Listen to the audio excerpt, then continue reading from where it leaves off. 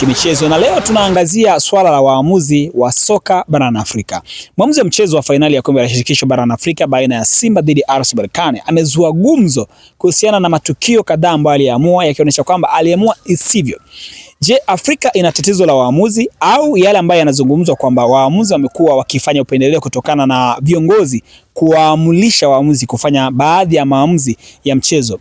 Katika mchezo wa jana, Simba walipata kadi nyekundu kutoka katika benchi la ufundi, lakini pia kwa mchezaji Yusuf Salum Kagoma, kadi ambayo imelalamikiwa zaidi. Lakini pia tukio jingine ni la goli la pili la Simba ambalo lilikataliwa kwamba lilikuwa ni offside.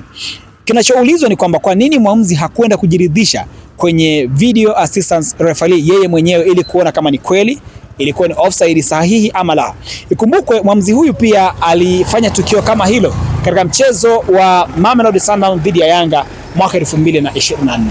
Ama soka la Tanzania kwa sasa lina vita na vilabu ama na shirikisho la soka barani Afrika, ama waamuzi wamekuwa kichezesha kwa maelekezo maalum kwamba timu za Tanzania hazipaswi kufanya kila ambacho zinakihitaji. Tuandikie maoni yako kama wewe mtazamo wako pia upoje kuhusiana na swala hili la waamuzi wa soka barani Afrika ukilinganisha na mabara mengine. Mimi ni Mbushi Kuilasa na hii ni Kona Flag ya Travel TV. Nyuma ya kamera alikuwa Beni Kashililika.